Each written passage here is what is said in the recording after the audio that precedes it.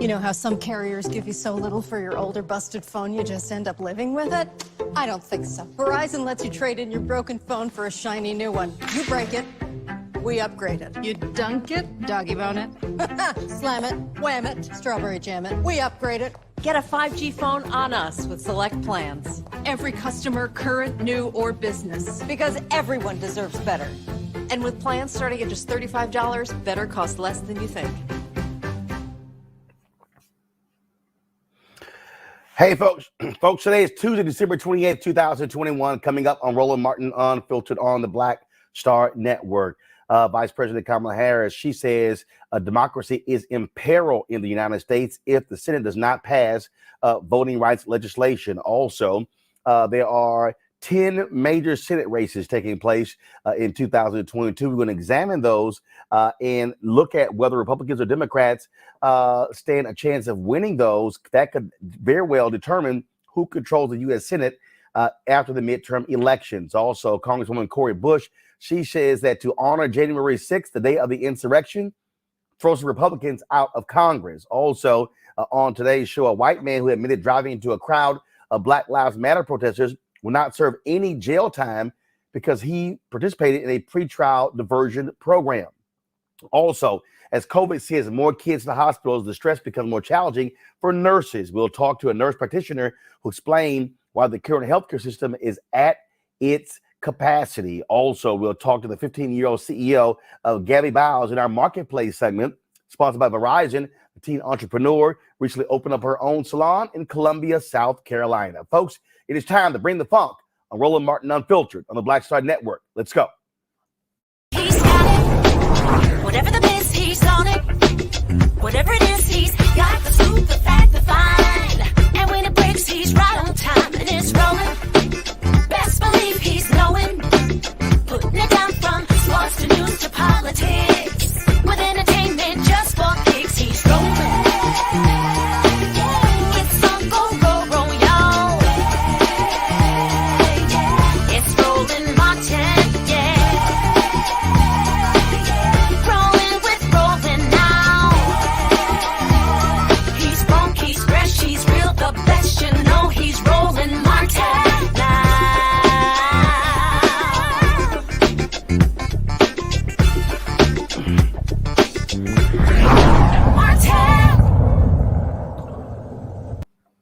All right, folks, welcome to Roland Martin Unfiltered. As we end 2021, the issue of voting rights continues to be the dominant political issue in Washington, D.C. On Sunday on Face the Nation, Vice President Kamala Harris was on, and she talked about the United States no longer being the beacon of light in the world if the United States is unable to pass the voting rights bill that have been languishing in the United States Senate, the For the People Act, as well as the John Lewis Act. Here is some of what she had to say on Face the Nation. So the president has also put you in charge of voting rights. Yeah, I asked. Yeah, You asked it. You wanted this. you may know, I am a child of parents who met when they were active in the civil rights movement. There is so much about this fight for justice and the ideals of our democracy that are part of just my DNA. And on the issue of voting, we have seen 18 at least states, over a dozen states that have passed, I'm told, 33 laws that are making it difficult for the American people to vote. You know, I've been meeting with prime ministers and presidents from around the world. One of my favorite interactions was with the now past Chancellor of Germany, Angela Merkel. She came over for breakfast. And we talked about everything that has to do with our relative security as nations and our priorities. And then she asked me about voting. She asked me about voting, and she knew what was going on here. And this is not a subject that was unique to my conversation with her, by the way, in terms of world leaders.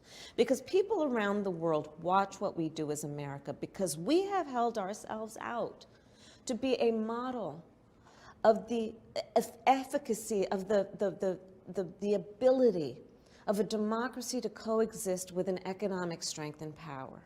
We have been a role model saying, you can see this and aspire to this and reject autocracies and autocratic leadership. And right now, we're about to take ourselves off the map as a role model if we let people destroy one of the most important pillars of a democracy, which is free and fair elections. You're talking about what's happening in state capitals around the country. I am. But I'm talking about that, and I'm talking about what's not happening in this capital in Washington, D.C., which is the passing of the John Lewis Voting Rights Advancement Act and the Freedom to Vote Act. We have to agree, and this is not about saying you should vote for me or you should vote for Democrats. This is about everyone having unfettered access to their right to vote and agreeing that this is bigger than one election cycle. This is literally about our standing in the world. It's about the integrity of our democracy.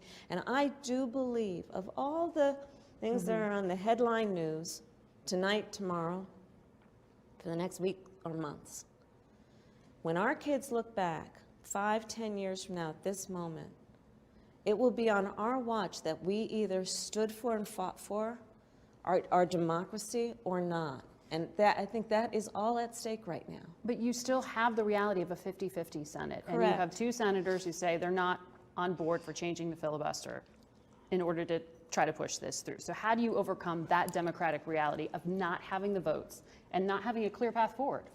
And you're right to talk about the structure and the rules of the Senate, and that is real. And we will do and look at whatever is necessary to push for Congress to take this issue on. And we have to. Carve out to the filibuster. I'm not saying that. What I'm saying is that we are going to urge the United States Congress, and we have been, to examine the tools they have available, to do what is necessary to fight for and retain the integrity of our voting system in America. It sounds like you're open, though, to a carve-out to the filibuster to get there. You I were when you ran for president on the issue of climate. Are voting rights as important to you? I believe that voting rights is one of the most significant issues that is facing us as individuals and as leaders today. There's no question. No question. Voting rights lead to every other right. Every other right. And so we need to prioritize it as a nation, all of us, and understand why voting rights are important and insist that our elected leaders preserve these rights. But Margaret, realize that what's happening right now includes that the entire Republican caucus of the Senate have voted against even debating this subject. Even debating it. And I think it's really important that in this conversation about what's happening in Washington, D.C. on the issue of voting, that we not lose sight of the fact that there is one whole group of people, half of the United States Senate, who are refusing to even debate this issue. Like, you can then end up where you are. But stand up before the American people. State your position. Defend your position. See if it stands up to logic and reason, or your stated or supposed ideals and values as an American. But to that point, you were just in the Senate, and, Yes. and the president spent decades there. How come you can't pull someone across the aisle on We this, are or trying. manage Joe Manchin within your own party? We are not going to give up on these issues. But you're right, it's a 50-50 Senate.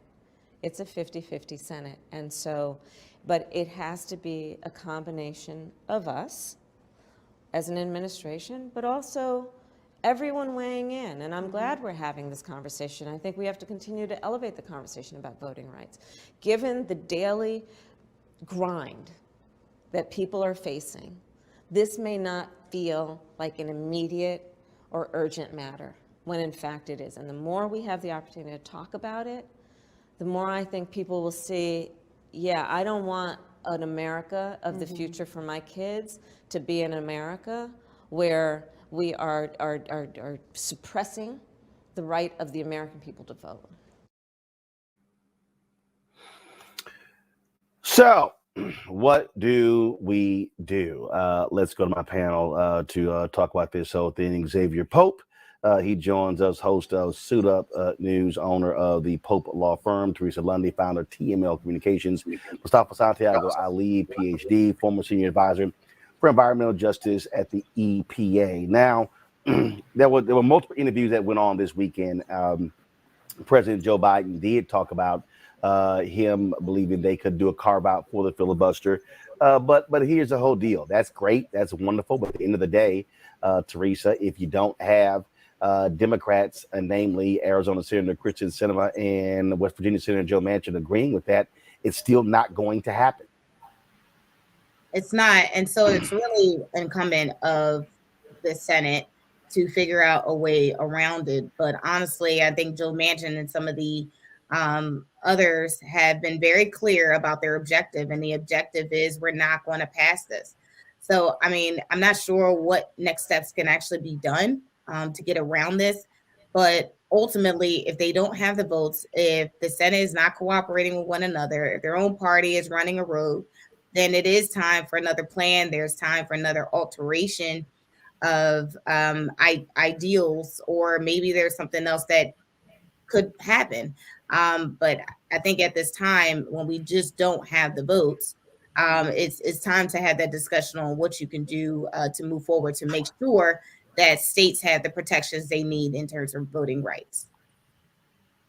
Again, Mustafa, at the end of the day, look, ain't gonna be no Republican votes. It's not gonna happen. And so this has to be done solely by Democrats. And so President Joe Biden and Vice President Harris, they're gonna figure out some way to convince their own party to go along with this. Yeah, and President Biden continues to have these conversations, at least with Joe Manchin. I'm not sure if it's happening with Sinema or not. I assume that there are some conversations. He has to continue to put pressure, whatever that may look like. But we also have to ask the question, when we see Reverend Barber, and when we see Melanie Campbell, and when we see a number of other folks who continue to put pressure on folks on Capitol Hill, where's the rest of everybody else? All the organizations that say that they support the democracy and making sure that everybody has the right to vote. We have a responsibility also to be there and continue to push. We also have a responsibility to utilize our dollars in a more effective way of not supporting some of the entities that continue to prop up these individuals. So, it is people power, being there, and whether it's in West Virginia or Arizona or on Capitol Hill showing up. And then it is also about us using our economic power to let them know that we do not appreciate the actions that they have not taken, and that we will utilize our own actions to make sure that we're continuing to place pressure on them. The thing here, Xavier, is it's really not that hard. And that is what you're dealing with is you've got these Democrats who are fearful that if they do this carve out, then Republicans can do the exact same thing if they get in power. Well, they've done it. Mitch McConnell did a carve out to put 2 people on the Supreme Court. They've done a carve out to raise the debt ceiling. So it ain't like it hasn't been done. Yeah, Roland. Just yesterday, Senator Rand Paul tweeted out how to steal an election, quote unquote, seeding in an area heavy with potential Democratic votes with as many absentee ballots as possible, targeting and convincing potential voters to complete them in a legally valid way, and then harvesting and counting the results. In 2021, there have been 19 states that have passed voter restrictive bills. 49 states introduced 440 bills. We talk about selling bills to the public. Many people in the public think that Democrats protecting the right to vote is itself harming democracy, when there's evidence to show this is exactly what Republicans are doing, to focus on the bills that have been passed in multiple states, what they say, how it impacts and every single voter is important to sell to the American public, as well as the dastardly deeds that have been done by the Republican Party that has to be trumpeted over and over and over again. When they've been in power, they've changed the rules to make sure they stay in power. And that's the way they actually play the game. All right, folks, got to go to break. We come back on Roland Martin Unfiltered. We'll talk about the January 6th insurrection. Of course, you have the committee doing their work. Now you have Congresswoman Cori Bush, who says, hey, a great way to focus on that day is to throw out Republicans who were involved in the planning to overthrow the results of the 2020 election. What do y'all think about that? You're watching Roland Martin Unfiltered right here on the Black Star Network.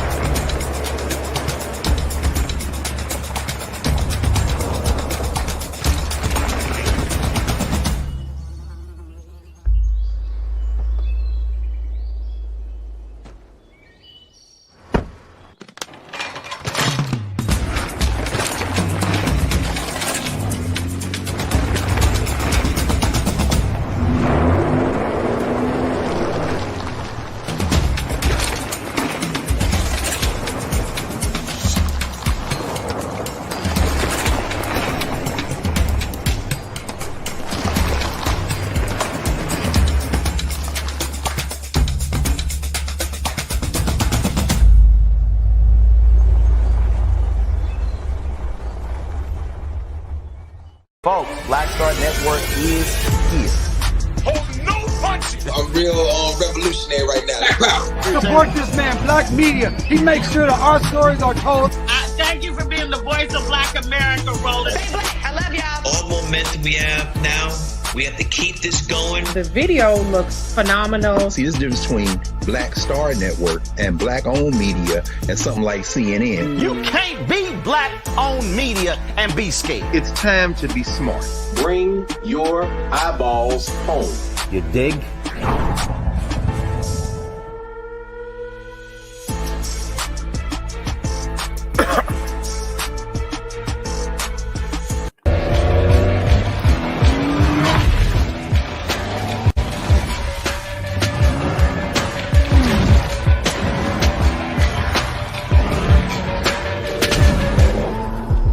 Hi, this is Essence Atkins. Hey, I'm Deion Cole from Blackish. Hey everybody, this is your man Fred Hammond, and you're watching Roland Martin, my man, Unfiltered.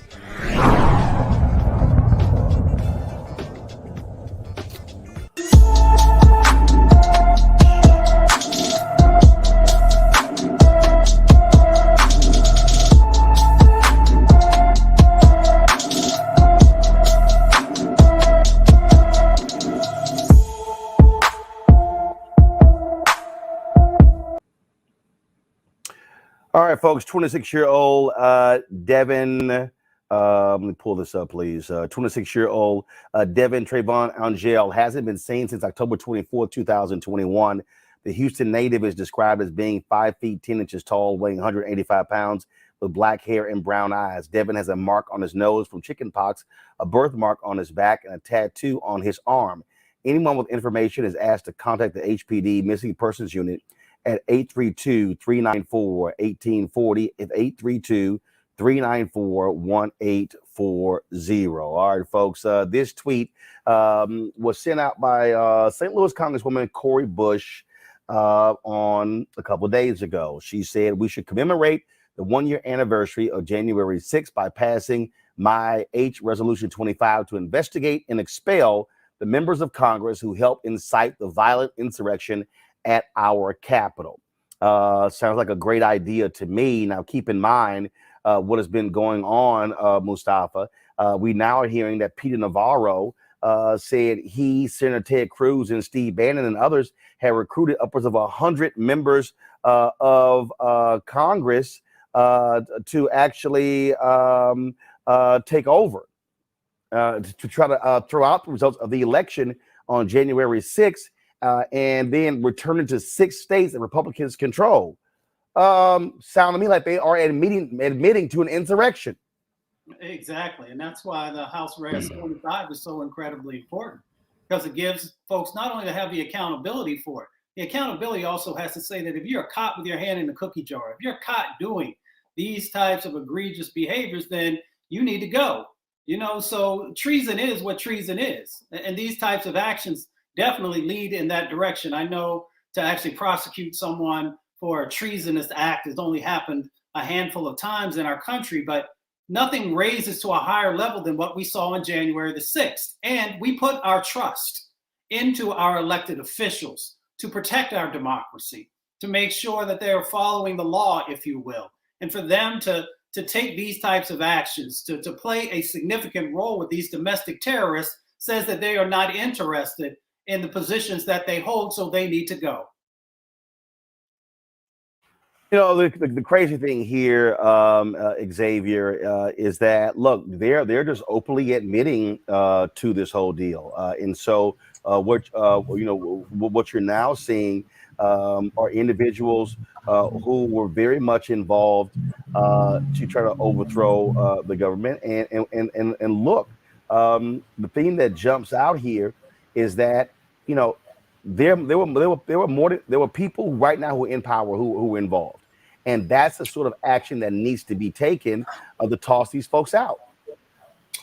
Yeah, Roland. I mean, Navarro openly said, "quote unquote," it was a perfect plan, and it all predicated on peace and calm on Capitol Hill. We didn't need any protesters because we had over 100 congressmen committed to it. That's openly saying 100 congressmen committed a terrible act upon this country and agreed to it, and now they're so emblazoned because they're defying subpoenas, defying contempt, and just moving ahead without any accountability at all. I think it is incumbent upon us to move faster. We have a report potentially that'll be maybe coming out next summer about what's happening, but that'll be right in the middle of an election. And how will that be impacted in terms of accountability? There needs to be some action, and it needs to happen swiftly.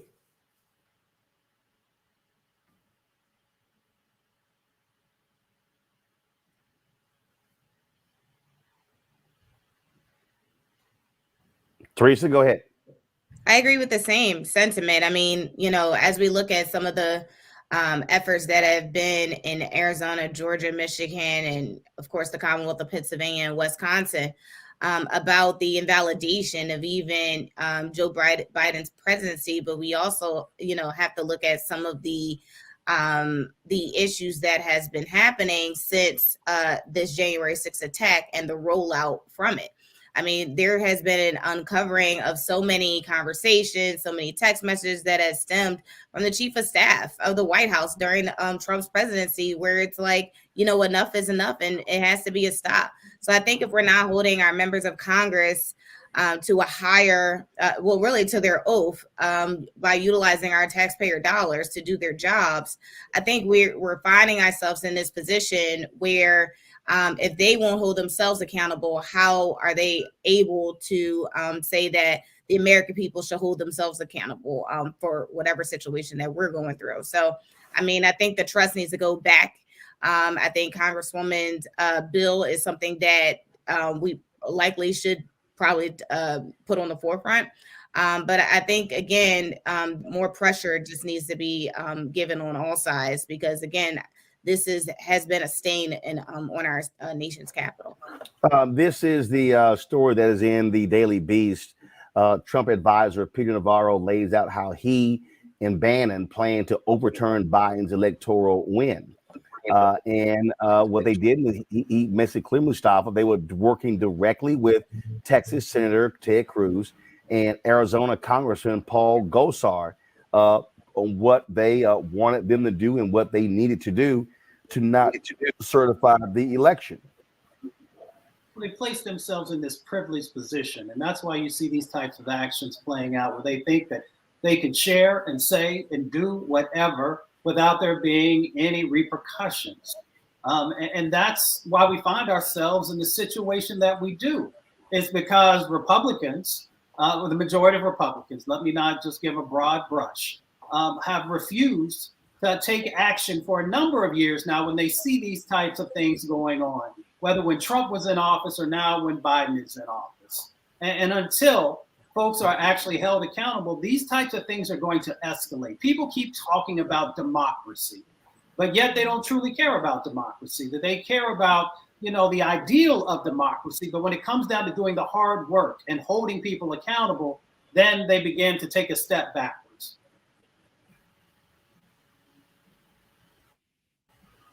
I mean, the reality here, Xavier, is that as far as I'm concerned, and I don't know what Attorney General Merrick Garland is doing, but I think they're moving way too damn slow arresting folks and investigating this? I mean, we're talking about approaching the 1-year anniversary. I mean, for you, is Garland and his DOJ moving too slow? Does it take this damn long? Moving absolutely too slow, Roland. A report like this is caused to trigger Merrick Garland to move along. And we talked earlier in the show about Republicans changing up the rules and wanting to prevent Merrick Garland from getting on the Supreme Court. Now we're not even so sure what type of Supreme Court justice he would have been. He really has disappointed us over and over and over again. I know there's a legal process. It does take time, but democracy is at peril. And so it is requiring a nation to act like it's at war, because right now, that's exactly what a coup is and what it represents to our democracy. And I think we need to be urgent about what that means to the republic. You know, Teresa, look, the DOJ their investigation has nothing to do with the January 6th committee. I mean, nothing. They can move forward with that. Do you believe that Attorney General Merrick Garland is moving too slow when it comes to prosecuting those folks involved with the insurrection on January 6th? Absolutely. I think the evidence has been pretty clear from the beginning that there has been accomplices from within the elected offices of the White House, in the Senate, and in the House.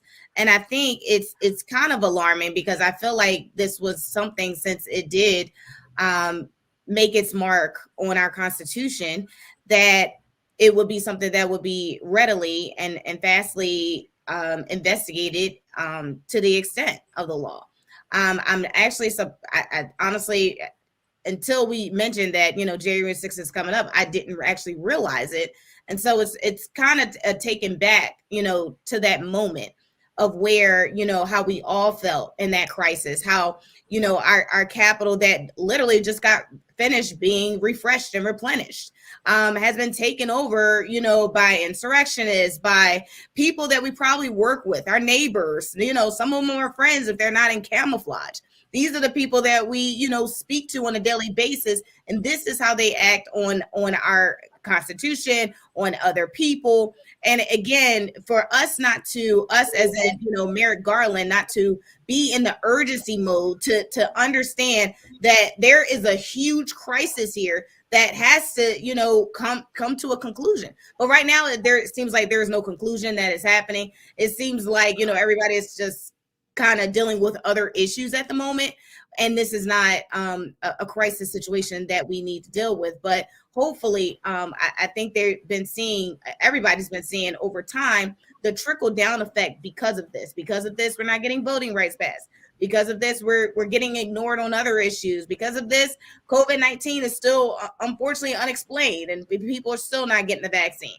But part of it is the overreaching message is people are not trusting our government at this time. This right here, you see this, Xavier.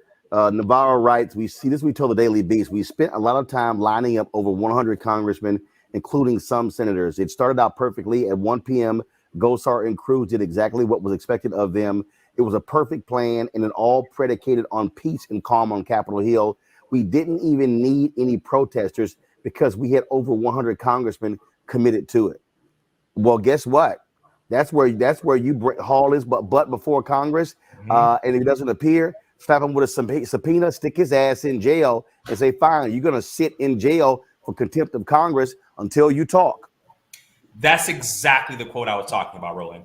He's openly admitting and gloating, it seems, that we had some help. We had people climbing over fences and breaking through security and all that, and looking to hunt down Mike Pence and hang Mike Pence. But guess what? We did this, and we pursue this as something that we did was lawful. And I think that's the big portion of it. And also, we've had a 57% increase in Republicans who believe the big lie from January until now. And I think that the time that we're taking to move on it has actually turned now into a rallying cry. And now it's a political position that Republicans are taking so that they can openly admit what they've done and say, this is part of our strategy to win elections. Look, the thing here, Mustafa, is that these folks will do it again. I mean, let's be real clear. They're executing their strategy right now. They have no problem throwing out the will of the voters in order to cheat to win in 2022 and 2024. Without a doubt. We saw the building of this happening around the country in state houses before it happened on January the 6th. So when people act like they're surprised, I'm like, well, where were you? How could you not be paying attention? We had individuals talking about kidnapping governors and doing all these other types of things and rushing into state houses. So we now found ourselves in this moment where, as you said, folks will do this again and again because there are no repercussions for their sets of actions. And until that happens, you're going to continue to be on edge because you're not going to know when the next time it's going to pop off. So if you're serious, then the Department of Justice needs to step up. And if we're serious, then people need to actually, as folks have said, need to spend some time behind bars until we pull them up to testify. And if they don't want to testify, let them sit there. Yeah, I mean, I got no problem Teresa sitting there throwing their asses in jail. I mean, think about it. Susan McDougal, look how long she sat in prison.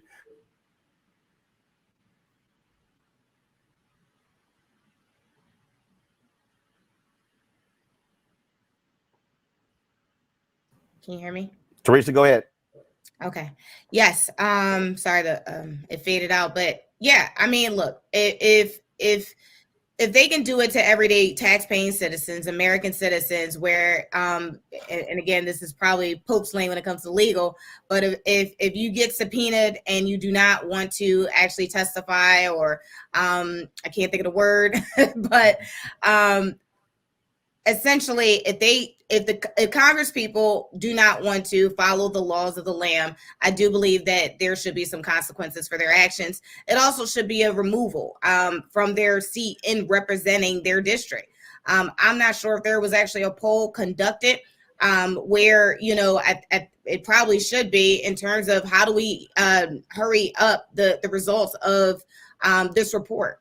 And I think if that report, you know, of the people was actually taken and surveyed and actually released, I think we would have a different conversation on the urgency of this rollout. But again, no one's asking the American people. What they're asking is representatives to just take a overreaching approach and just say, hey, we're just doing our legislative duty, but they're not taking personal accountability. And I think if they did, we'd probably be in a different stance today. All right, folks, going to a break. We come back. We're going to talk about a man who struck Black Lives Matter protestors not going to jail because he participated in a pretrial diversion program. Also, impact of COVID in children. We also have new regulations that have been put in place as well. And the impact on the healthcare industry, especially nurses, it is being stretched to the seams. We'll talk to an expert about that as well. You're watching Roland Martin Unfiltered on the Black Star Network. Don't forget, folks, to download the Black Star Network app. We're available on all platforms: Apple phone, Android phone, Apple TV, Android TV, Roku, Amazon Fire Stick, Xbox, Samsung Smart TV as well. And of course, you could join our Bring the Funk fan club. With every dollar you give goes to support this show. You can give to us, folks, via Cash App, $RM Unfiltered. PayPal is R Martin Unfiltered. Venmo is RM Unfiltered. Zelle, Roland at RolandSMartin.com, Roland at RolandMartinUnfiltered.com. Going to a break. I'll be right back.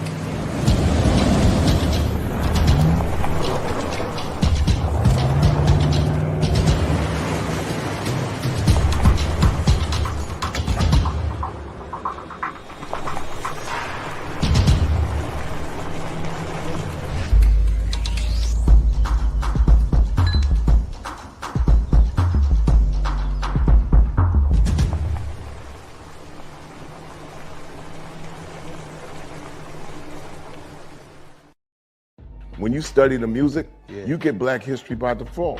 And so no other craft could carry as many words as rap music. I try to intertwine that and make that create whatever I'm supposed to send out to the universe. A rapper, for the longest period of time has gone through phases. I love the word. I hate what it's become, and to this generation, the way they visualize it. Its narrative kind of like has gotten away and spun away from, I guess, the ascension of Black people.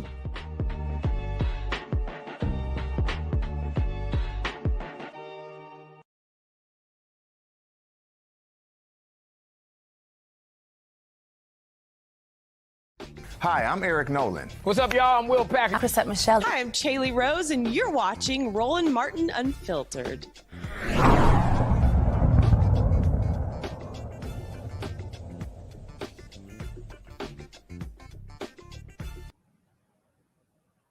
All right, folks, next year is going to be a huge election year, and we're talking about a major year when it comes to U.S. Senate races. There are 10 major Senate races that we're going to be paying attention to. Remember, right now, the Senate is tied 50-50, and so who wins is going to determine the balance of who controls the United States Senate. That means who controls federal judges, who controls appointments to the administration. And so the key races we're looking at in Florida, you're going to have, of course, incumbent Senator Marco Rubio facing Congresswoman Val Demings in that particular race. A lot of money is being raised in that race. Rubio, of course, is in the lead there, but he's going to face a stern challenge. The question is, can Democrats get their act together in Florida, where they've been decimated for the last 3 or 4 election cycles? Also in Georgia, you're going to have Senator Raphael Warnock running, trying to keep his seat. You've got, of course, Trump supporting Herschel Walker on the Republican side.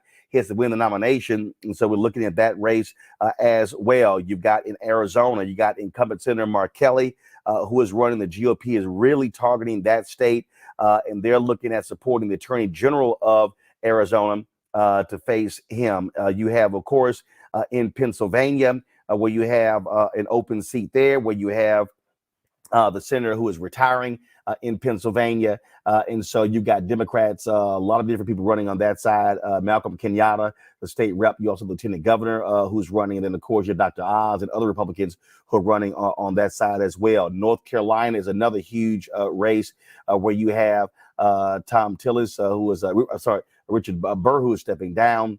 But you have, of course, Sherry Beasley, the former state Supreme Court justice, who is running. Then you have several Republicans, including the former governor, Pat McCrory, who is on that side as well. You got Ohio, where you have an open seat. Rob Portman, he is retiring.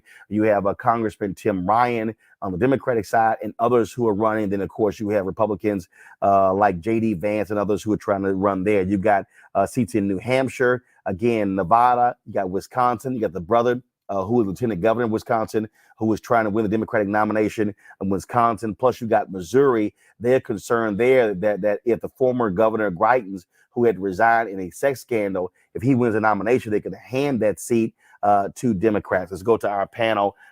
Xavier, looking at all of these different races here.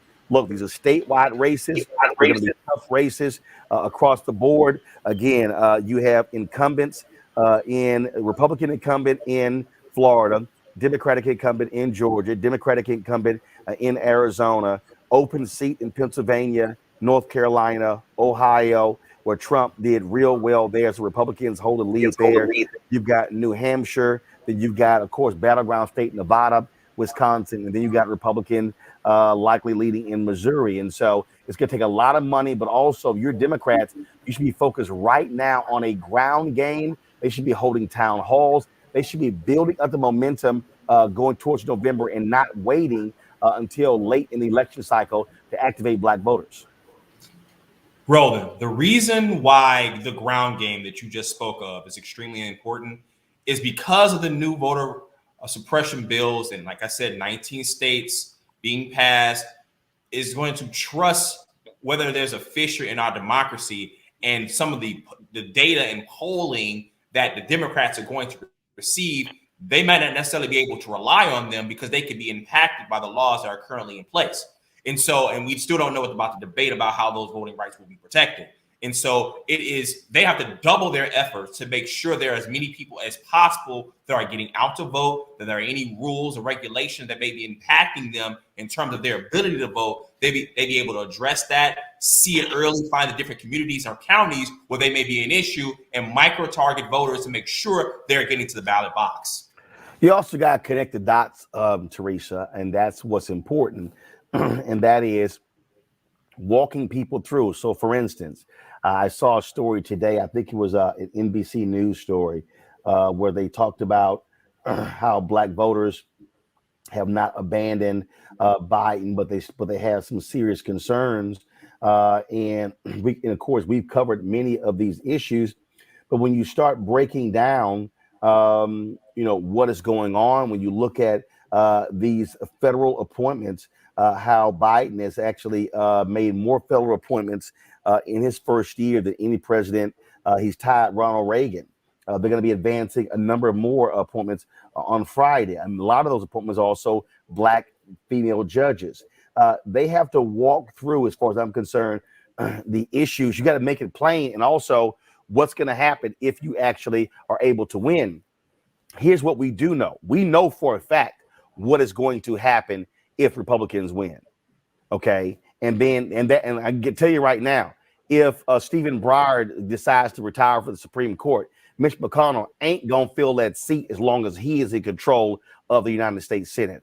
They are going to shut everything down.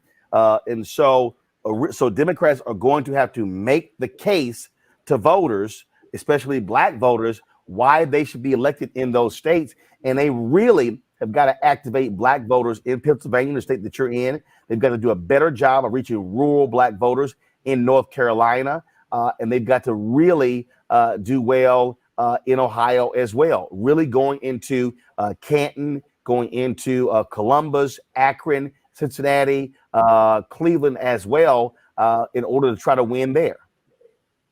You're absolutely right. And I believe we have had this conversation more than 2 years ago about the activation of Democrats and really the Democratic Party and releasing some of those funds and resources to states and to local municipalities that have their own, local jurisdiction prior to the midterms, right? And so now that we're gearing up for that, we're starting to see this overreaching, waiting for, I think, contact per se, right? I think most Democratic parties, they're kind of just silent at this point. And they're just solely focused on some of these races. But I think what the Republicans were doing early on was once Trump had left the office, they were already in activation mode and seeing what states they already controlled and what seats they can actually win. So I'm looking for the Democratic Party to really step up, to start changing leadership that wants to do the same old thing, to really start putting forward-thinking visionaries into position, to start spending more with Black and Latinx media, and also start bringing us to the forefront, encouraging, making it plain, as you said. I don't care if it looks like Venn diagrams and stick figures, but let's make it so plain that people want to get involved and they can regurgitate some of the issues and also have solutions with it. Because if we don't do it now, we're really going to be in a real upset in 2022. Mustafa, again, if you like, again, as we said, right now it is 50-50. And look, if Democrats are able to win that seat in North Carolina, now all of a sudden you go 51-49. You win that seat in Pennsylvania. Now you're 52-48. Let's say if you're able to hold on to Georgia as well. Then of course, you look, it's a statewide race. Republicans have tried to gerrymander Wisconsin as much as possible, but if they're able to defeat that kook Senator Ron Johnson, now you're talking about 53-47. Now remember, 53-47. Why is that important? Because what you've now done is you've now taken power away from Joe Manchin and Kyrsten Sinema. Exactly. So that's why. So as I'm walking through the math here, people need to understand why these races are critical. It's going to be very difficult for Congresswoman Val Demings, to beat Marco Rubio in Florida because huge lead there, much better Republican ground game there. And of course, Democrats have done horrible with Latino voters in that particular state. But if you're Democrats, you absolutely are looking at picking off Pennsylvania, North Carolina, and I dare say Wisconsin. Those are the three critical gets for them. Yeah, no, I would agree. It's always tougher to end up winning over top of an incumbent. But Democrats can actually win, and they can expand the Senate. And a lot of folks haven't been calling that out. Republicans have 20 seats that they have to be able to protect, and Democrats have 14 seats that they have to. Now, we understand there are a lot of different dynamics that are going on, and some of those seats, are strongly held. But when it comes to Florida, Iowa, North Carolina, Pennsylvania, and Wisconsin, those are sort of those swing states, if you will. And folks can actually, if they do the work, if one, they make sure that they have a message that actually resonates with folks and is things that folks are actually asking for, then that's a step in the right direction. If they're willing to build the infrastructure inside of these states and to make sure, as we've called out time and time again, that the resources are making it to African-American media and to those organizations that are on the ground to make sure that they have the capacity that's necessary, then you have a much stronger positioning to be able to win on this. Now, the Democrats, we know Georgia, what's going on with our brother Warnock, and what's going to be necessary to help him to get across the finish line. And we also know Kelly out there in Arizona, Colorado, and Nevada are the other two that the Republicans will go after. But here's what we haven't talked about, and that is the Trump effect. Now, Donald Trump actually gets into this mix, and he begins to play around in the primaries and get some of the crazier people into those positions. And he actually still has enough influence, even though it is waning, to be able to be a factor inside of these sets of races. Then it also puts together a whole new set of dynamics, and it helps Democrats to be able to win in some of these locations. Let me be real clear, Mustafa, Xavier, and Teresa. Real clear. The Republican Party is going to have tremendous enthusiasm on their side. All these Trump crazies, that there is no Trump party, Republican Party. It's all one party. And so at the end of the day, Democrats can't play this game. I'm not quite so sure. No, understand. There's going to be enthusiasm, and you got to fight enthusiasm with enthusiasm, which means you got to build that up. And if you're Democrats, you can sit around and bitch about, oh, we didn't get this, we didn't get that. I can guarantee you're not going to get a damn thing if they take over the House and the Senate after the 2022 midterm elections. The enthusiasm, Roland, is also going to play out in being deputized to go to different polling stations and intimidate voters. And we also have seen, we saw in Oklahoma where passing a law to protect motorists who drive into protesters. We are there. We also talk about the lack of accountability at 1-6. We are at a point where we don't know if on election day that there won't be so much enthusiasm on the right.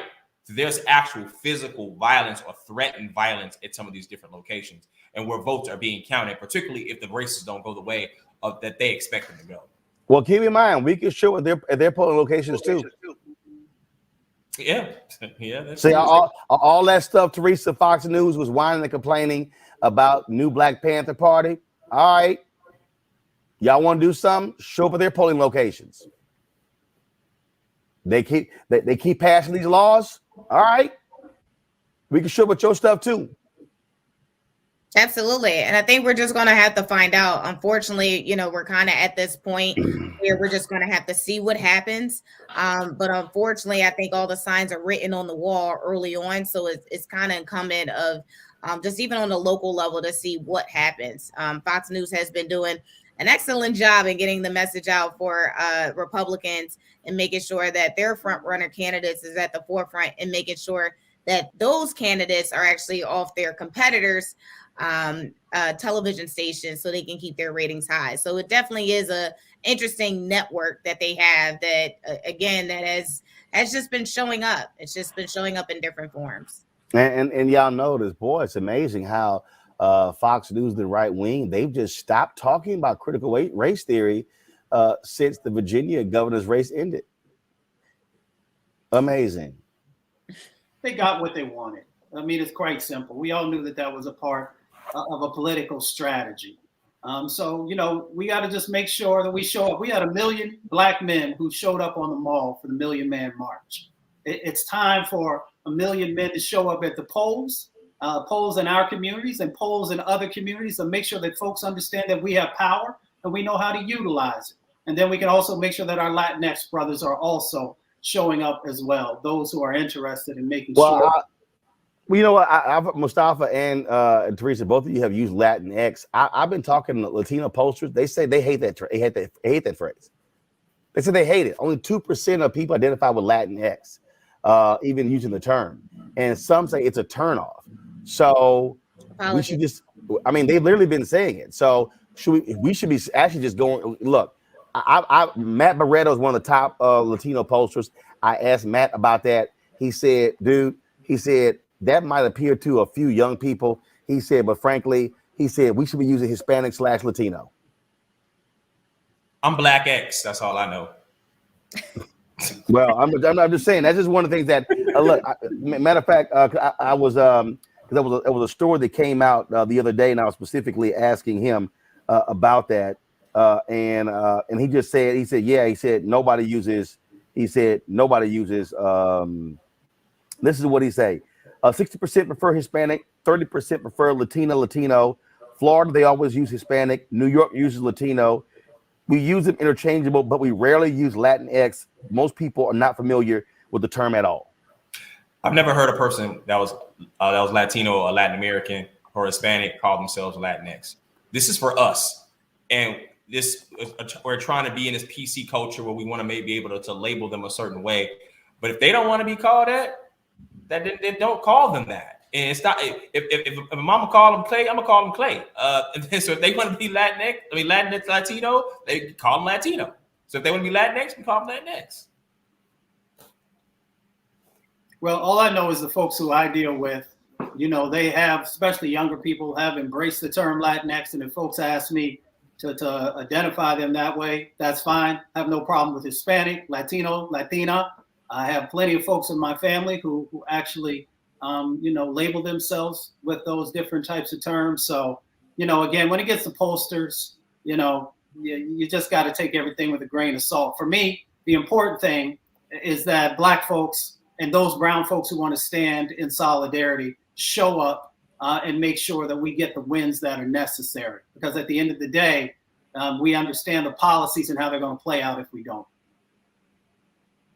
All right, folks, hold tight 1 second. We come back. Omicron, the numbers are exploding all across the country, and we are seeing the impact on our healthcare system as folks are testing positive. People who are unvaxxed are still going to hospitals, and it's causing serious issues with nurses. We'll discuss that next, right here on Roland Martin Unfiltered on the Black Star Network.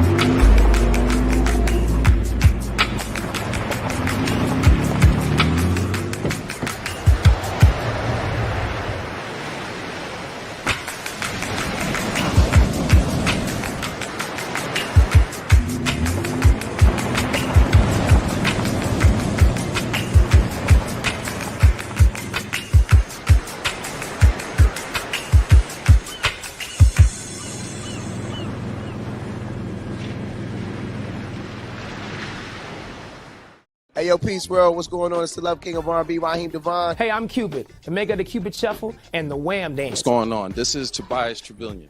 And if you're ready, you are listening to and you are watching Roland Martin Unfiltered.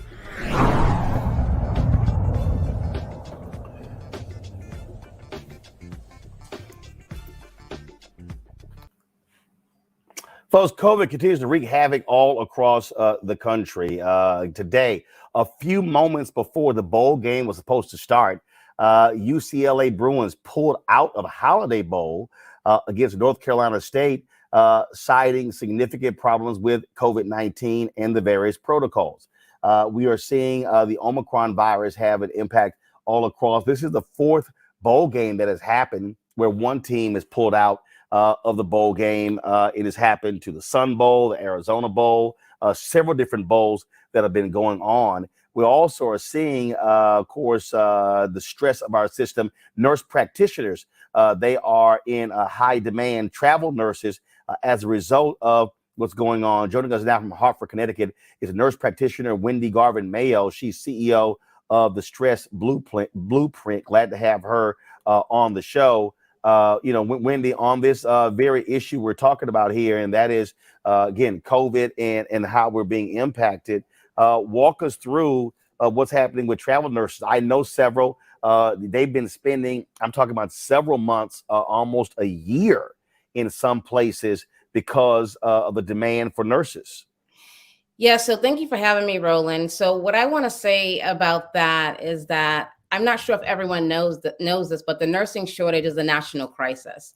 We are definitely in crisis mode, especially with this pandemic. It's more and this crisis actually was before COVID. Oh, so yes, even before COVID hit, we saw a significant number of nurses who were retiring, and then not enough coming into the field. Go ahead. Yes, absolutely. And because of that, because of we're in the pandemic, nurses have left the field, which has really increased the nursing shortage. So travel nurses were used to really help fill that gap. But what you're seeing now is that utilizing travel nurses, and there's many articles out there that support this, is like putting a Band-Aid over an open fire hose. And they are still having the same issues that, nurses are having, nurses that are hired by healthcare institutions, such as stress, burnout, mental and physical exhaustion. So everyone is really feeling this impact of COVID-19, and it's only going to get worse. All right. So in terms of where we are, okay, are we seeing a replenishing from nursing schools? What is being done? Is this an issue of pay? Is it an issue of just the grind? So how do we confront this shortage? Yeah, so I want to break that down a little bit. So in terms of pay, travel nurses are paid a lot more than nurses who are hired by an institution. So a travel nurse in my city can make $500,000 in 3 months. Whereas a nurse who is hired by an institution can make about $94,000, $95,000 a year, right? So that's a problem. That causes a divide. In terms of pumping out nurses out of nursing school, students in nursing school now are being pumped out into the workforce. But my concern is that we really have no infrastructure to support them. We have nurses, nursing students who graduated in December. We have another set who are graduating in May, and they are coming into this crisis. And we are not talking about that enough in healthcare. How are we going to support these student nurses so that they can remain at the bedside and have a great career to really close this gap on the nursing shortage? All right. So you talked about that particular pay issue. How does a travel nurse make $500,000 in 3 months? Well, they are offering, about $4,000 a week, right, to be a travel nurse. And this is public information. Anyone can go and look that up. And in different states, it's different rates.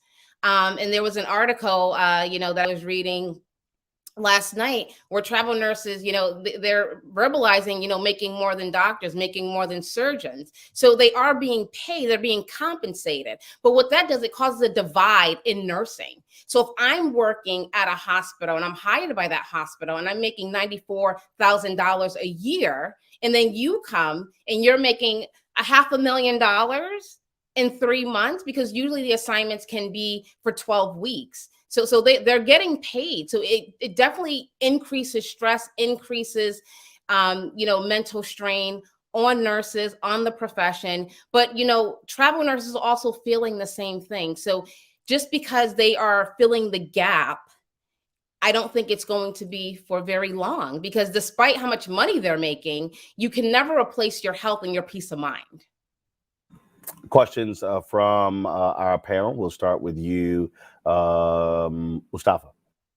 Well, first of all, thank you. I have a number of nurses inside of my family, and I've seen the stress. I've literally seen people age over the last couple of years, which just blows my mind. My question to you is, how do we better help to support nurses? You know, on the mental health side, the stressors are just mind-blowing. So I'm curious, do you have any tips of how we better help to support the nurses who are under just extreme stress?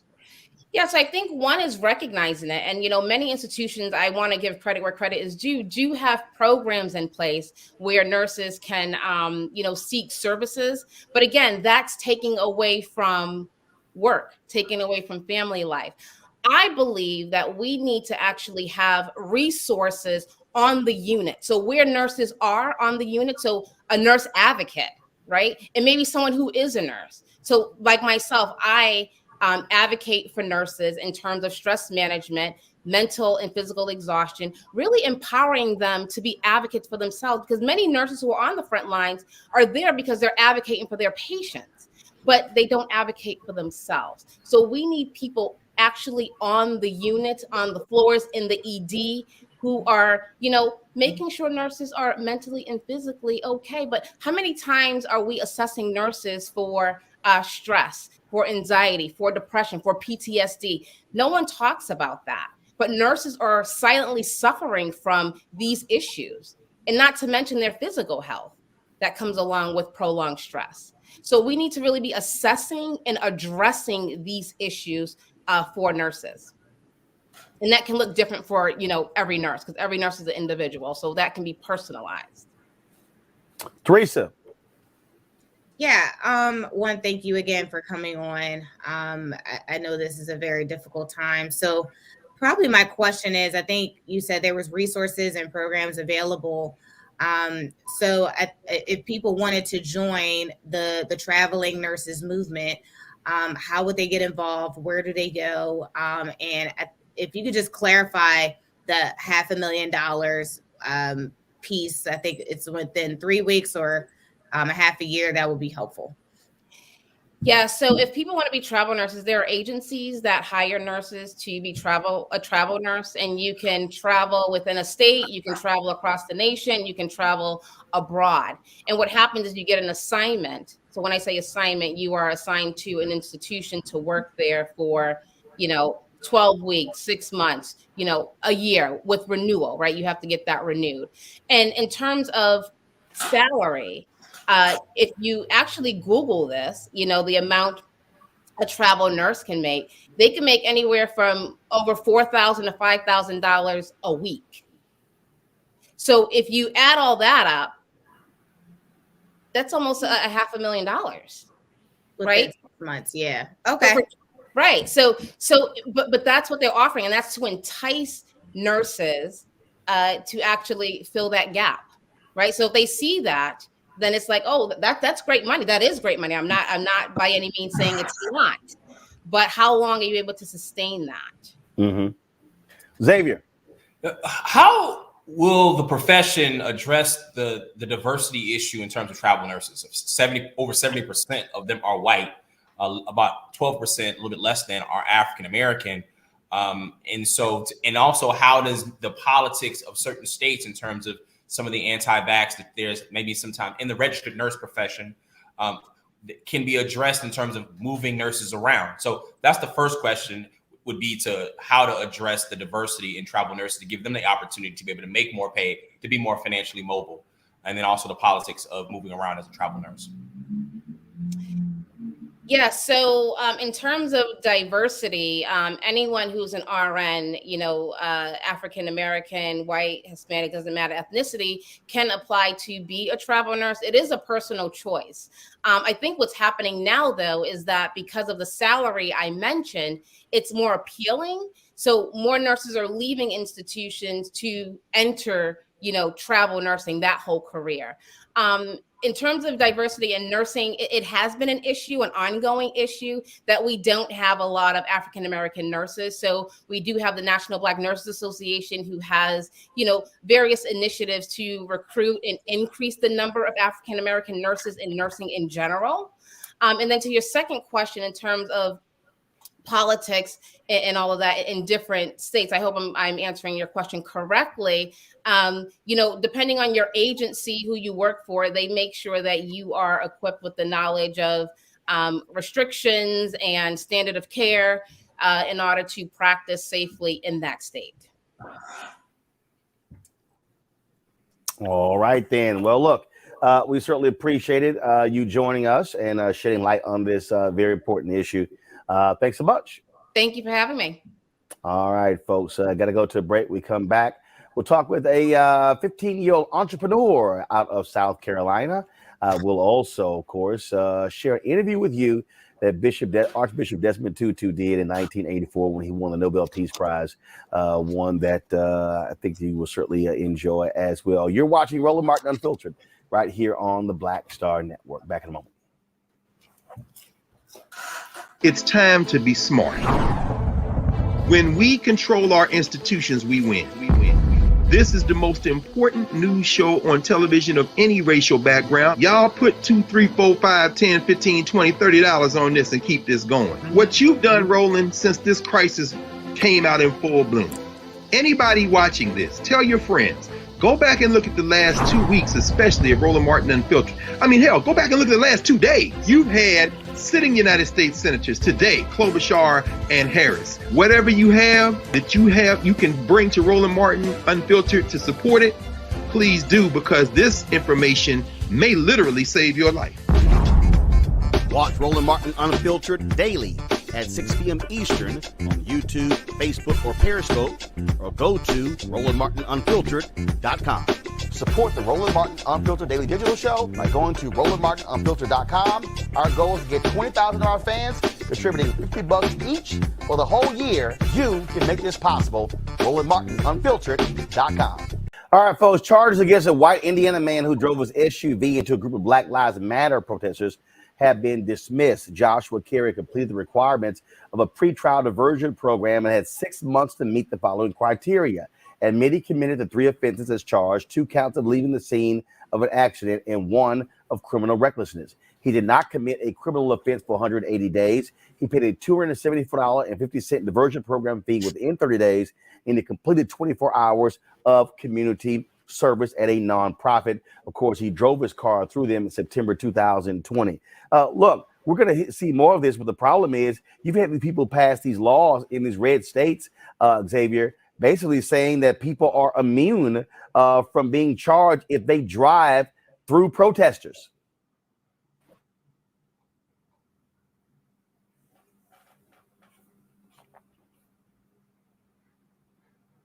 Xavier, you there?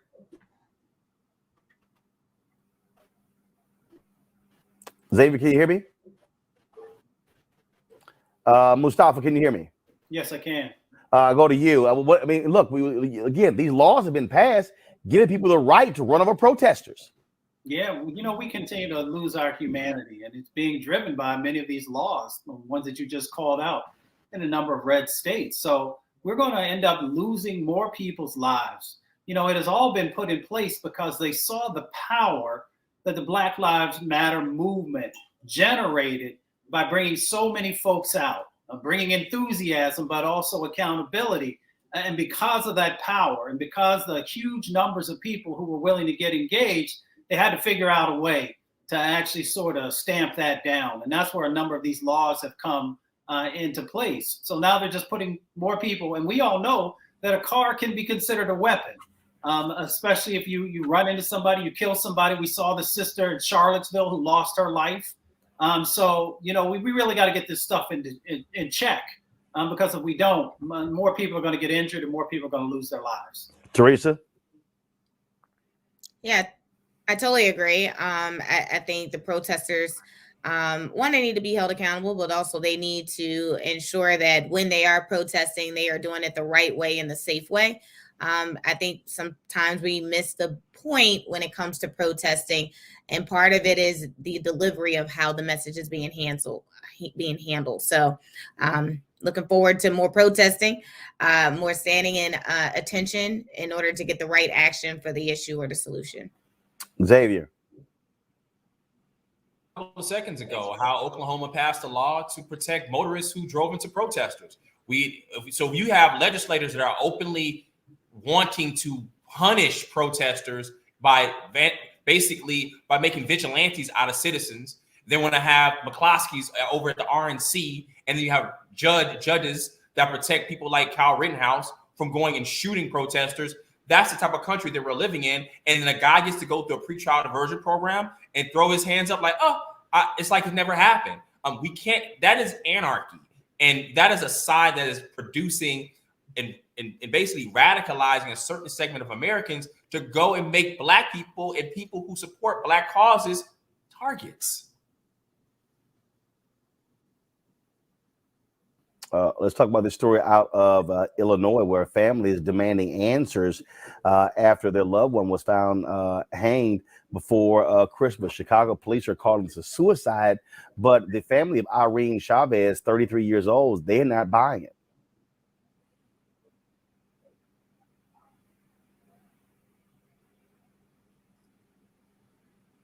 Not quite sure exactly what happened to my sister.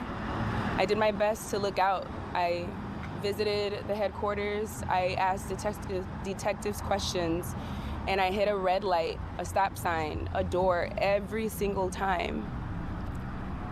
And now I'm here to just really put out there that my sister was found, hung in the 3rd District Police Department and holding while bounded, apparently. And I'm not quite sure how something like that could happen. I do know that Chicago Police Department is here to protect and serve, and that comes with taking care of the mental state of the people that they take in. I'm not quite sure what happened with my sister again, but I do feel that if she had been found at a bar and maybe had some drinks, that maybe the Chicago Police Department could have protected more. Independent investigation is actually being held by the family to investigate this death. Let's go to Kansas, where the family of a Black teenager, they're trying to understand the circumstances surrounding his death. An autopsy report released Monday contradicts an earlier preliminary finding that says 17-year-old Cedric Lofton hadn't suffered life-threatening injuries. Following a physical struggle with staff at the Kansas Juvenile Center, the Black youth's death is now classified as a homicide. The report reveals Lofton's heart and breathing stopped after being handcuffed and placed on his stomach. Lofton had briefly been in custody when his altercation with staff members took place on September 24th. He died 2 days later in the hospital. That is certainly a sad story there. So we'll give you an update on that story when we get more information. All right, folks, going to go to a break. When we come back, Marketplace segment sponsored by Verizon. A 15-year-old entrepreneur is opening her own salon. We'll tell you about her pathway to being an entrepreneur. That is next on Roland Martin Unfiltered on the Black Star Network.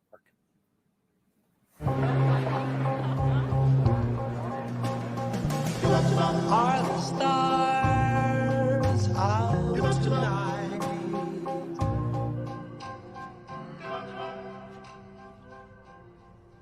Alexa, play our favorite song again.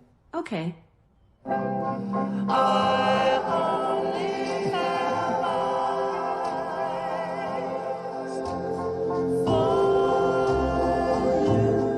You know how some carriers give you so little for your older busted phone you just end up living with it? I don't think so. Verizon lets you trade in your broken phone for a shiny new one. You break it, we upgrade it. You dunk it, doggy bone it, slam it, wham it, strawberry jam it. We upgrade it. Get a 5G phone on us with select plans. Every customer, current, new, or business. Because everyone deserves better. And with plans starting at just $35, better costs less than you think.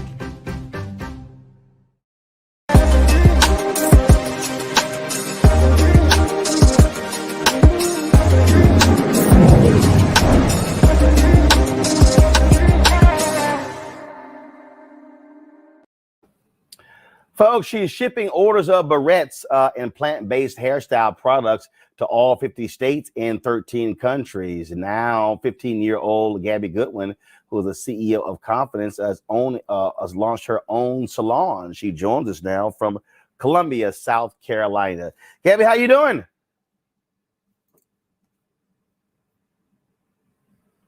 Can you hear me? I can. Sorry, I was muted. I'm good. How are you? All right, then. So first of all, before we get to the salon, let's talk about, what you've already been doing. When did you actually start your business? And when did you start selling products? We started Confidence, which was originally known as Gabbybows, in February of 2014 when I was 7 years old. And then we've now been in business for almost 8 years. Wow. And so how did it start? It started honestly off of a Twitter rant. My mom would go to the store every 2 or so weeks buying different barrettes that wouldn't stay in my hair. And she was very frustrated and not only losing money, but also wasting time, not only going to the store, but also doing my hair for 15, 20 minutes before school. And then she would drop me off and I would be picked up with bows lost and my hair just looks an entire mess. And with that, she went on Twitter to rant about how my bows didn't stay in my hair. And after her and many other moms were talking about how terrible these barrettes were, our pastor actually jumped into the conversation and said, sounds like a market you need to break into. And my mom told me I was about 5 years old when this idea came up. And obviously, one, I didn't want to, get in trouble or continue to get in trouble for losing my barrettes. But I've also always wanted to inspire people, and especially girls. And I saw this as a way to do that. So I nagged my mom into creating a barrette and creating a business, and the rest is history. So you did that, and y'all been growing the business. And look, you're shipping to 50 states, 13 countries. How are you doing revenue-wise? Yes. How many employees do you have? Yeah, so for the past 3 or so years since I've was in the 6th grade, our business has made 6 figures. So I've kind of coined the hashtag of 6 figures by the 6th grade. And we've right now, especially in 2021, prioritized employees and hiring people. So we just brought on about 3 different team members when it comes to either fulfillment or team management, or even also just dealing with customers and customer service. So we've been able to grow our team as a whole, but we also have, different contracts with people, especially Black-owned brands who are helping us in many different areas as well. All right. So now you've opened this salon. Why? We wanted to create a space where girls can, not only feel confident in themselves, but also feel confident in their hair. And I think that with the salon, we're able to not only help girls get their hair done, feel beautiful, but they're also able to see the behind the scenes of the business, see the fulfillment process, or even meet me sometimes if I'm walking around the office. So we really wanted to create a place where girls can get their hair done, because I know that there's not really many little girl salons because it does take a lot of work, but we were able to create a space where girls can come, have fun, but then also learn about business or just see what's going on behind the scenes and just have the whole confidence experience. All right. Questions from my panel. I will start with you, Teresa. Yeah. Hey, Gabby. I really honestly don't have a question, but I just want to say I'm very, very proud of you. It does take a lot of ambition, a lot of creativity and vision. Being a little girl myself, I know I would have loved a shop like yours, other than going with my mom to her hair salon. Right. It's one of those bright ideas that I think more people should, open their doors to you. So if you're looking to come in Philadelphia, please reach out. Yes, we're definitely looking to franchise, and definitely that is an opportunity that we would love to take as well. So thank you so much. Xavier. Gabby, I'm so proud of you. I have a 16-year-old daughter, so it's really great to see. I literally text them during this segment, my 2 youngest kids, and I say, you're never too young to start a business. You've been in business for 8 years now. In your beginning of your journey, did you expect following your vision would then give jobs to people and impact their families and communities and create pathways and being a great Black woman entrepreneur? Yes, I've always seen that inspiration or aspiration, I guess. I've always wanted to be able to, do that and not only, be a light in my family, but also in my community around me and just around the world as well. So I definitely really wanted to be able to create jobs for people, be able to inspire girls who look like me and help them know that they can do whatever they want to do. It doesn't matter, how old they are or how, if they're Black or not, or just there's many stereotypes that I feel like a lot of Black girls go through, especially in the workforce, and especially, if you're a young entrepreneur, you can go through a lot. But I wanted to be able to show girls, and still want to this day, that they can also be CEOs just like me. And we've not only been able to do that, by selling our products, but we also have an academy, our Mommy and Me Entrepreneurship Academy, where we have over 50 girls who are selling our products under our brand. So they have their own business and they're learning different entrepreneurship skills. And through that, we're able to help them, grow out of their shell like I did through entrepreneurship, and just help them learn things that they can, use when they grow up and either work in the workforce or work for somebody else, or even start their own businesses and work for themselves. So I definitely wanted to be able to create opportunities for many different people, and I'm glad that that's becoming a reality. Mustafa. CEO Goodwin. I like the way that sounds. What has been the greatest lesson that you've learned in the time that you've been leading your organization? The greatest lesson that I've learned is just to be confident in myself. I mentioned before that my confidence has blossomed through entrepreneurship. And before everything kind of got big, or our business started to gain traction, I was really shy growing up, and I didn't really want to talk to people that I didn't know, or I was just really quiet. And in business, you have to be the opposite of that. You have to go out of your way and talk to people, especially at, vendor shows. And we started that route early, going to vendor shows, every single week. And through that, and also doing interviews, speeches, I was able to kind of grow out of my shell and really be the person that I am today. And I'm glad that I've been able to do that and learn, because, if I didn't have entrepreneurship as my, outlet for my confidence, I wouldn't have been able to, know how to speak in front of people or how to be confident in myself, especially as a young Black girl.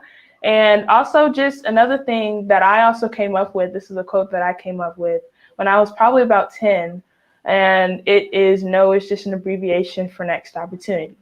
And I've been able to also learn that because, even though I may be young, I may be cute, and people want to support me, there were a lot of no's heard, in this process. And there still are no's that I hear on a consistent basis. But I've always learned I've learned over time that even if you hear no, that doesn't mean it's the end of the world or the end of your business, but it can be, a next opportunity for your big yes that you're waiting for. All right, then. Well, Gabby, certainly congratulations. First of all, where can people go online to see your products? Yes, you can go to Gabbybows.com. That's on the screen. It's GABBYBOWS.com. We are also in some online retail stores. You can go to Bloomingdale's.com, Target.com, and we'll be partnering with Macy's.com next year. But then there's also different retail stores or local beauty supply stores around the world that you can also find on our website too. All right, then. Gabby Goodwin, CEO of Confidence. We appreciate it. Thanks a lot. Thank you so much for having me. All right. Thank you so very much. All right, folks. Some sad news. The NFL just announced a legendary broadcaster, John Madden, has passed away at the age of 85, died unexpectedly this morning at his home in California. He set the gold standard when it came to broadcasting. But before that, he, of course, led the Oakland Raiders to a Super Bowl title. And so John Madden has passed away at the age of 85. Let me thank Teresa, Mustafa, and Xavier for being on today's show. I want to thank all three of you for being with us as we, of course, been focused on today's news. I'm gonna go to a quick break. We come back. I want to end today's show, folks, with the interview done with Archbishop Desmond Tutu after he won the Nobel Peace Prize in 1984. We want to share that with you as we reflect on his passing at the age of 90 on Sunday. You're watching Roland Martin Unfiltered right here on the Black Star Network.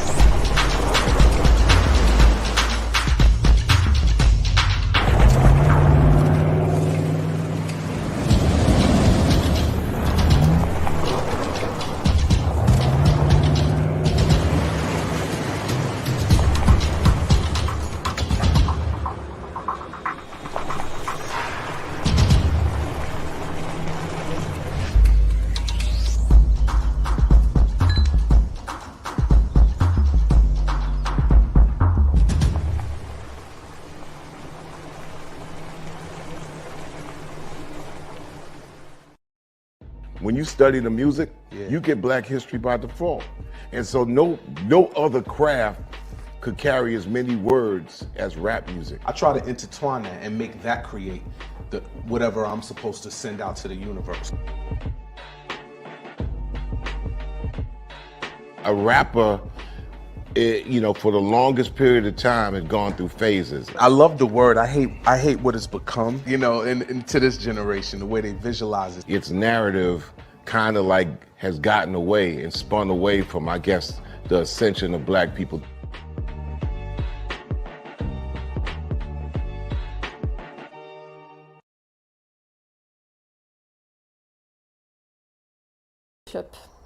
For the Nobel Foundation. Hi, I'm Eric Nolan. What's up, y'all? I'm Will Packer. I'm Chrisette Michelle. Hi, I'm Shaylee Rose, and you're watching Roland Martin Unfiltered.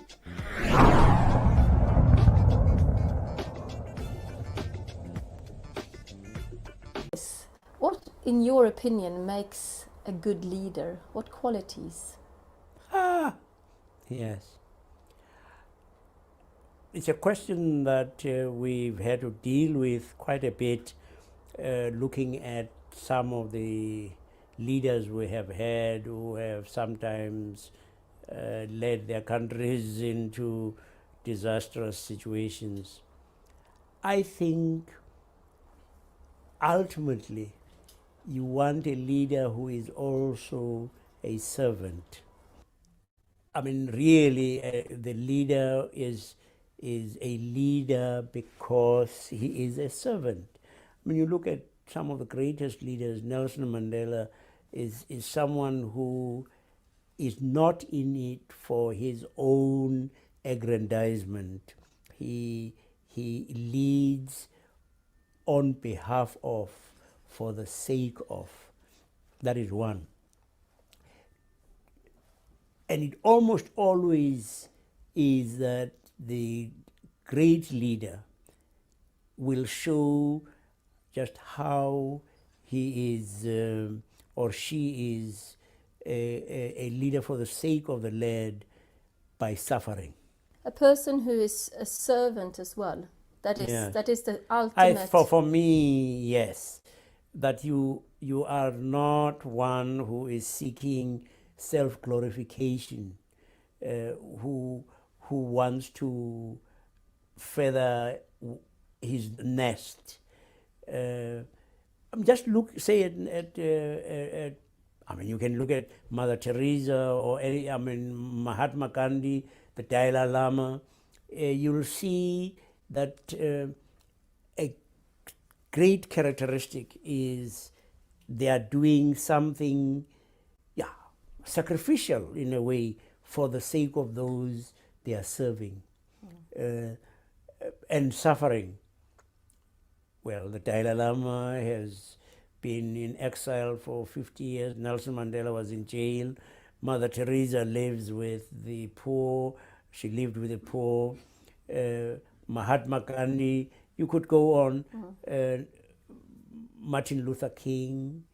And then the great leader is someone who is inspiring, inspires his followers, her followers.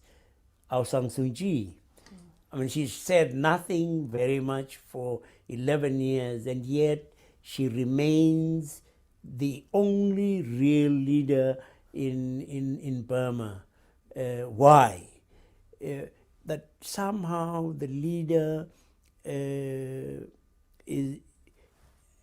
encapsulates and somehow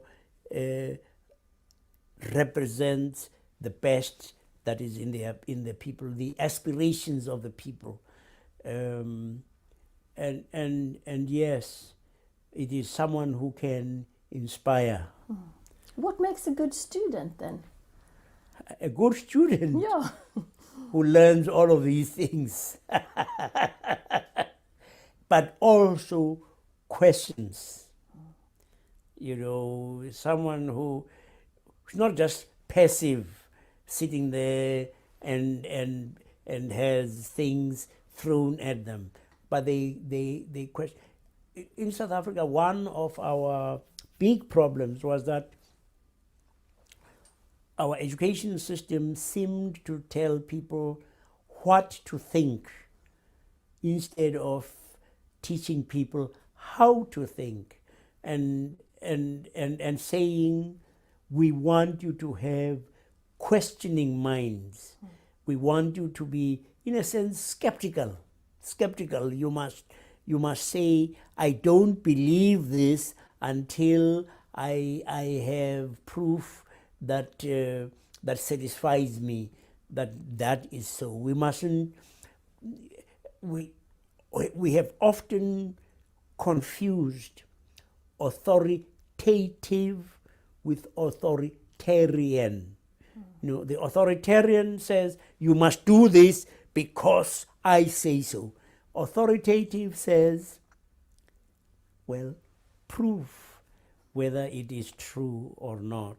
And because this one has built up a credibility, when they say something, you say, ah, yes, this person, when he says, I want you to try to forgive, he speaks authoritatively because he has gone through a process himself where he showed that he could forgive. In the same line, what makes a good and working environment then?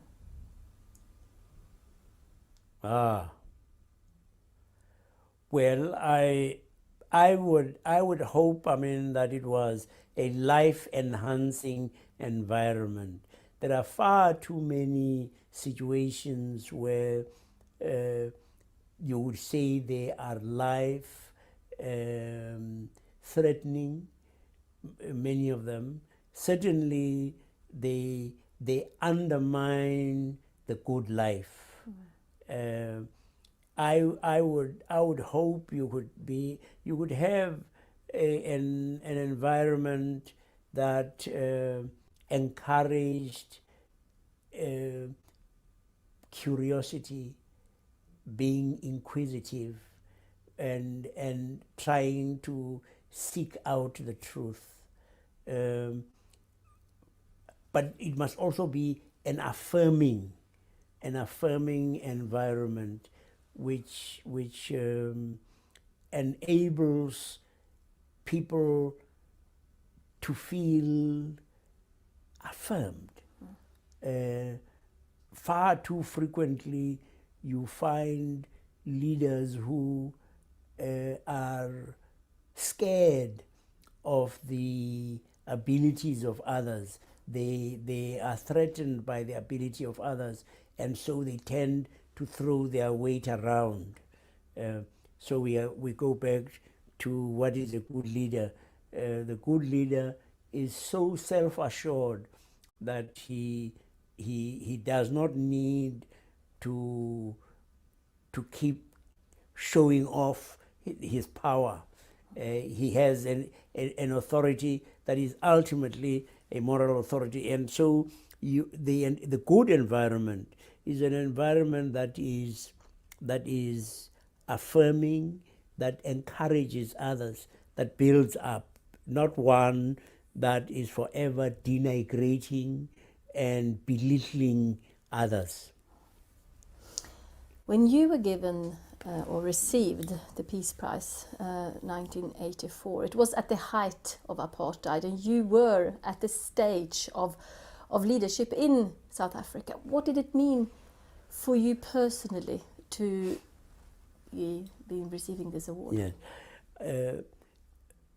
At about that time, South Africa was virtually off the radar screen in the world, and we were feeling somewhat disillusioned, disheartened. Apartheid seemed to be going to be there forever. And the Nobel Peace Prize came at a very important time in helping to reignite our people's hope. The world is watching, and the world recognizes that our cause is a just cause. It is a noble cause.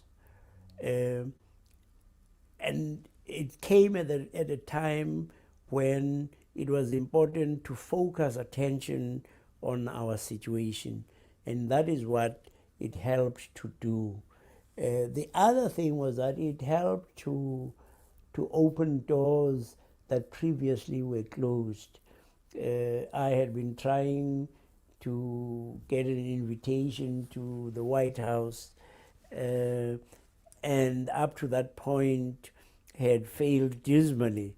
But as soon as it was announced that I had been awarded the 1984 Peace Prize, word came from the White House. I didn't have to ask them.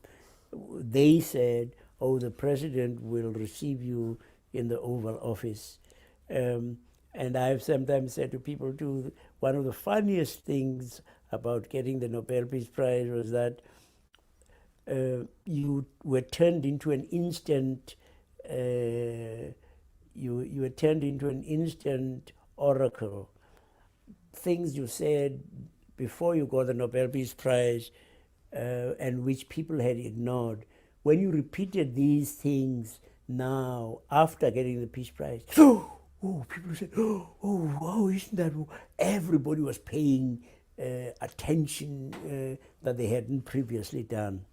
Mm-hmm. What did it mean at home in relationship to the apartheid regime? Were you not afraid, or at times, that they would try to stop you being as forward as you were?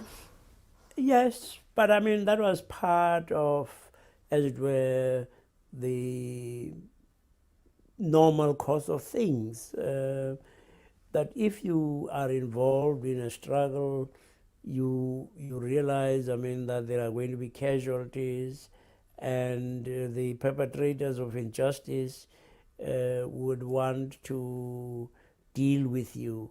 And so you just had to be prepared for that.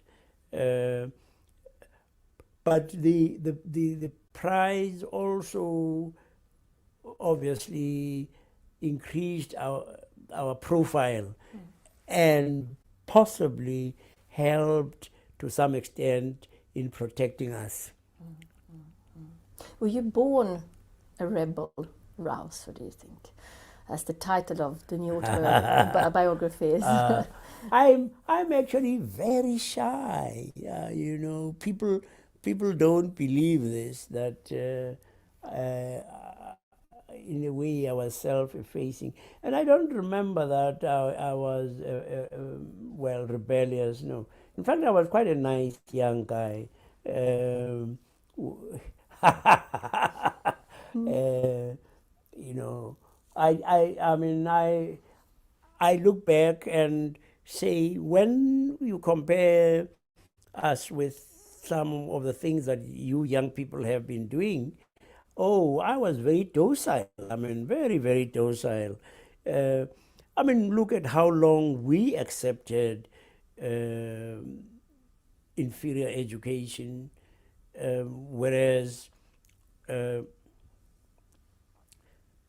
young people in 1976 refused. You know, no, I don't think that I have a rebellious streak in me. I'm very, very dull and very safe. But you made people see what was right and wrong in the apartheid system. Yes. And what is your driving force? I always say to people that I became a leader in the struggle against apartheid by default. Our real leaders were either in jail or in exile or serving banning orders and so forth. I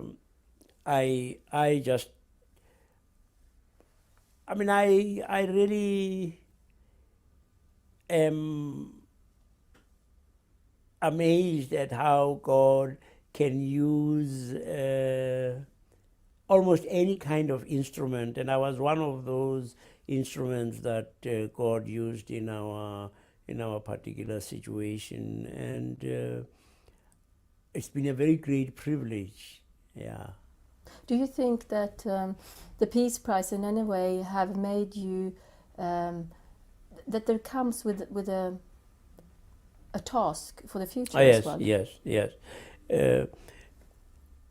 It's a wonderful privilege and honor, but it also has obligations. I mean, and sometimes we have tried to recognize that you no longer, as it were, belong just to yourself. You to some extent are now a servant of the world, and for instance, a few years ago, as Nobel Peace Laureates, we said we wanted to go and see Aung San Suu Kyi in Burma, and we were not allowed. We went to Thailand, but it was a corporate action on the part of Nobel laureates, peace laureates, acting together on for a specific purpose. And generally, we have seen that we have a voice that the world tends to listen to when a number of us get together and make a statement about a particular issue. The world does take it, I think, very seriously. And we have now and again done that, come together as Nobel Peace Laureates and said, let us issue a statement. You have engaged yourself now in the Darfur conflict, for example. Yes. What is that part of your worldwide peace work? Yes. As you probably know, there was an initiative called the Elders that was an initiative of Nelson Mandela and Graça Machel. And we are hoping as elders, to say, well, this is a global village, and elders in the village are thought to be repositories of wisdom and experience and perhaps some authority. And we would hope that we would use all of these for the benefit of humankind, and to look at areas which are problematical, which have conflict, and see whether we can make a contribution. We hope we can make that kind of contribution, a useful contribution in bringing about a resolution of the problem in Darfur. We were also going to be or are involved in Zimbabwe, Burma, the Middle East, you know. What other issues, apart from the serious conflicts that we are seeing, engage you today? I believe that you are also very engaged in environmental issues. Yes. Well, very recently we had a wonderful service in Tromsø in Norway, in the Arctic Cathedral, where they had a service to mark World Environment Day, and they were speaking about climate change. And we had a woman bishop from Greenland who spoke about how global warming was already thinning the ice, and so they can't skate easily over the ice. It's too thin. So it's affecting their way of life. They cannot go hunting as easily as they used to. And then they had someone from the Pacific Islands who was saying that the level of the sea was rising so much, it was flooding their islands, and it was destroying their vegetation, the trees, because the salt water was seeping into the roots. And then they had someone from Africa who was speaking about how conflict was arising in her community because of the scarcity of grazing. And of course, you know, therefore part of the reason why there is conflict there is that there is competition for ever reducing pasture. And yes, we are very exercised by the whole question of the environment, and are saying we need to impress on people that each of us can make a difference. We can reduce the size of our carbon footprint. We can each be careful that we do not litter, and people can begin to learn that you can use globes that are less expensive and do not use as much energy as the conventional ones, incandescent globes and things of that kind. Yeah. It is in this issue, I think the children often in the poor countries that are mostly affected, yet they are not the culprits of the global warming. How does that make you feel? Is that sort of anger that I see sometimes arising in you when you see how unjust it still is? Yes, well, you are saying, I mean, something that is important, that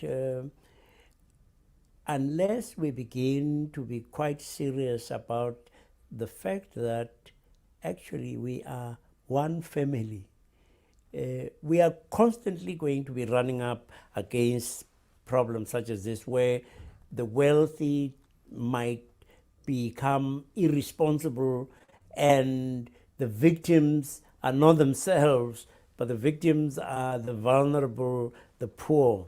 To say we are not going to be able to survive except together. We are not going to be prosperous except together. And that we can spend as much money as we like. We will never win wars against terror as long as there are conditions that make people desperate. And one of these issues is the environmental issue. Absolutely, yes. But if you are going to have less water, people are going to be fighting over diminishing resources. And the weaker are obviously going to be the ones who get the worst of that argument. The strong will be grasping all they can. And we're saying there is still enough for everybody if we could have the good sense of trying to share. I just want to see what we have learned from South Africa is that there was a way forward by accepting the TRC and that you have always said there is a need to forgiveness. Yeah. You have to. How do we as people then learn how to forgive each other? What can you tell us?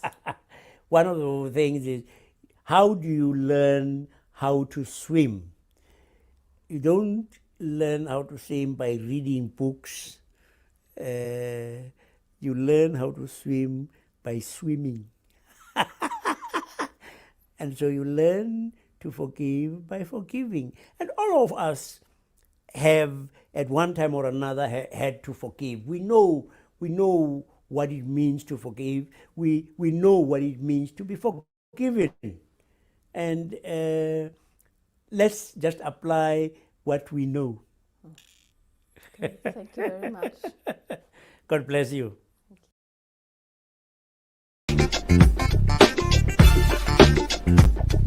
Thank you.